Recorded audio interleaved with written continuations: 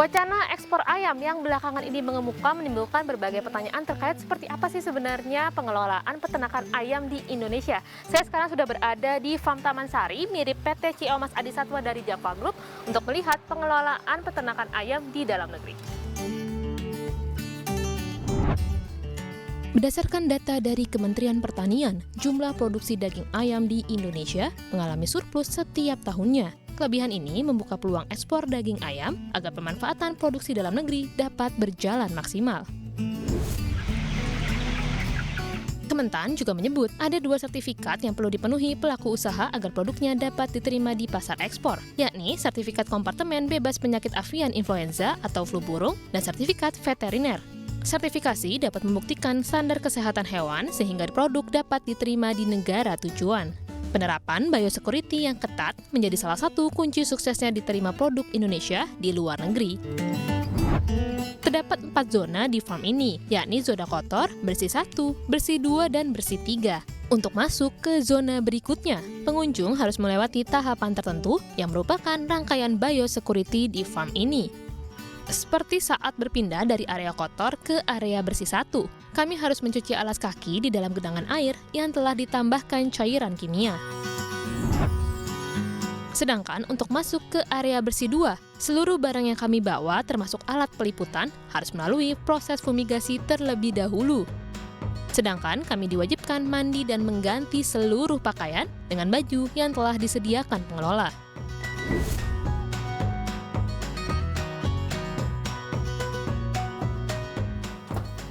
Ya, tadi saya udah mandi, beneran mandi yang pakai sabun, harus keramas juga, rambut saya basah. Sudah ada alat-alat yang disediakan di dalam, lalu saya ganti baju juga, sampai ganti celana juga, dan harus juga ganti alas kaki. Saya juga habis ngambil barang-barang yang sudah difumigasi, mulai dari alat peliputan seperti kamera, handphone, dan saya masuk ke zona bersih 2 yang merupakan area perkantoran, genset, dan juga perkudangan. Meski telah mandi, saya tidak bisa langsung masuk ke area kandang. Ada 1 tahapan biosecurity lagi yang harus saya jalani. Bukan hanya mandi, saya harus berjalan di dalam bak mandi berisi air yang telah dicampur cairan kimia untuk memastikan kebersihan dan mencegah resiko kontaminasi penyakit pada ayam. Baru setelahnya, saya diwajibkan kembali mandi dan berganti pakaian kembali. Barang-barang kami juga kembali difumigasi di ruangan khusus. Di zona bersih 2 ini, saya langsung bertemu Slamet Widodo, Deputy Head of Production Nasional PT Ciomas Adisatwa, yang akan memandu dan bercerita kepada kami terkait pengelolaan dan penerapan biosecurity di Farm Ciomas. Ya pemirsa, setelah tadi saya melalui proses biosecurity yang cukup ketat sampai 2 kali mandi sebelum ketemu ayam-ayam yang lucu-lucu banget ini, saya akan tanya langsung kepada Bapak Slamet Widodo, Deputy Head of Production Nasional PT Ciomas Adisatwa, buat tanya kenapa sih kita harus seketat itu sampai sebelum ketemu si ayam-ayam ini. Halo Mas Slamet, terima kasih udah diajak nih ketemu ayam-ayam yang sangat lucu-lucu ini. Makasih Pak, sudah datang. Boleh tadi Pak dijelaskan Pak, kenapa harus sampai 2 kali mandi Pak? Ya, memang farm kita itu memang didesain biosecurity yang sangat ketat.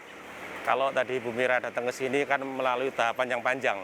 Dan farm ini memang kita desain sampai terdiri dari 4 zona. Dari zona kotor, bersih 1, bersih 2, bersih 3. Tiap zona itu mengalami filterisasi manakala tamu atau siapapun masuk itu membawa terkontaminasi bakteri maupun virus, maka harus melalui spray, dipping, mandi, ganti baju beberapa kali gitu. Baru kita ketemu ayam. Biosecurity itu sangat penting karena ayam itu kalau bebas dari cemaran lingkungan dari luar, kontaminasi begitu kan, ayam itu akan sehat. Kalau ayam itu akan sehat, maka ayam itu tidak mudah sakit. Kalau tidak sakit, maka kita nggak perlu pakai pengobatan, sehingga apa yang dikonsumsi oleh masyarakat kita itu aman. Itu poinnya. Kenapa kita kok menerapkan biosecurity yang sangat ketat di sini, gitu Bu Mira. Berarti ayamnya bebas dari antibiotik gitu ya Pak? Betul. Atau ya. Hormon yang banyak diisukan juga begitu?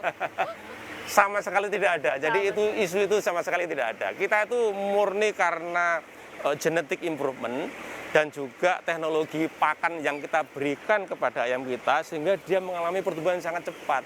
Bukan karena hormon, sama sekali tidak ada itu. Ini ayam broiler berarti ya Pak? Ayam di sini, broiler ya, Pak? ya, ayam pedaging. Ya. Ayam pedaging. Pak, ini saya di sini juga suasana kandangnya juga berbeda dengan kandang-kandang yang sebelumnya pernah saya kunjungi gitu. Iya. Bahkan aromanya juga tidak terlalu menusuk hidung.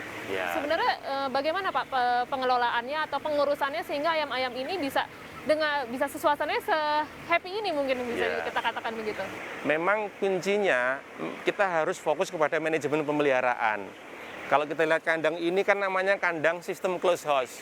Sistem closed house itu kandang tertutup. Sama sekali udara dari luar tidak bisa, dia hanya bisa masuk dari satu celah saja di depan sana itu. Kemudian ditiup sana. Ini semata-mata supaya kita tuh menciptakan suasana yang nyaman untuk ayam. Kalau ayam itu nyaman, maka pertumbuhannya akan maksimal gitu. Siklusnya berapa hari sekali sih Pak untuk mulai dari mungkin pembibitan gitu sampai akhirnya produksi? Oke, kalau kita biasanya kan panen sekitar sampai antara 30, 32, 35 hari. Paling lama 35 hari, kemudian kandang ini dibersihkan, istirahat kandang, totally rest, supaya virus, bakteri itu drop. Oke. Setelah dibersihkan, disemprot desinfektan, itu kemudian totally harus drop virus bakteri itu. Baru bisa masuk anak ayam lagi gitu. Jadi kita bicara ya kurang lebih 57 sampai 60 hari paling lama lah. Berarti proses pengawasannya juga sudah sangat baik ya Pak untuk memantau bagaimana perkembangan dari ayam-ayam ini. Betul. Berarti kalau kandang-kandang seperti ini Pak yang kemudian bisa siap untuk ekspor begitu? Iya Bu. Jadi kami ya yakin sekali bahwa dengan kita menggunakan dengan kita biosecurity yang sangat ketat tadi, penggunaan antibiotik hampir tidak ada, sehingga yang dikhawatirkan masyarakat umum ada residu dan sebagainya itu tentu bisa dihindari. Jadi saya yakin aman gitu. Pak, kalau yang menarik kan memang harga ayam bisa dikatakan cukup tinggi walaupun produksi kita melimpah gitu. Kalau dari pelaku sendiri apakah karena ini salah satu pengaruh dari kenaikan harga bahan baku ayam yang sebagian besar itu impor? Ya memang 1 tahun terakhir ini ya, kayak sejak awal tahun 2021 terjadi peningkatan harga bahan baku yang sangat signifikan sampai sekarang. Dan itu memang karena kita bahan bakunya mayoritas kan masih impor. Nah itu loh, memang memang PR besar lah buat kita. Terkait dengan pengelolaan limbah mungkin Pak, yang sering kali dikeluhkan mungkin warga-warga yang terdampak yang dekat dengan kandang ayam itu seperti apa Pak kalau di sini? Ya, beruntung kami sangat peduli terhadap sustainability ya. Dan kita memang perusahaan ini sangat care di situ. Dan kita perlu saya sampaikan untuk instalasi pengolahan air limbah pun kita juga ada di sini. Dan seluruh farm kita se-Indonesia ada, tidak hanya sini aja.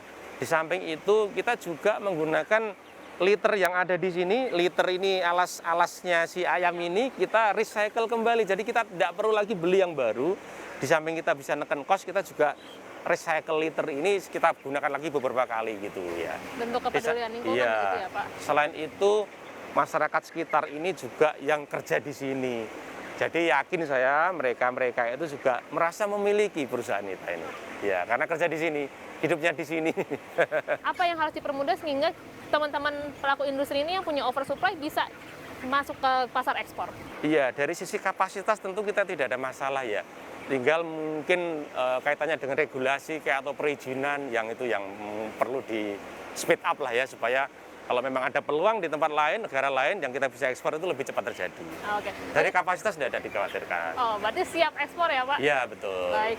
Terima kasih Pak Slamet. Mungkin kita lihat-lihat lagi nih sama si ayam-ayam. Ya, ada berapa nih Pak kalau keseluruhan di kandang ini? Ini satu kandang ini 9.000 ekor. 9.000. Ya, kurang lebih memang kandang kita kan nggak panjang ya, hanya 70 meteran.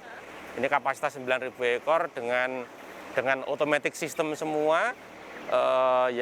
Mulai dari minumnya, ventilation sistemnya itu semua pakai sensor di luar ya, kita pakai otomatis semua. Jadi kipas itu mau gerak 1, 2, 3 itu sudah otomatis.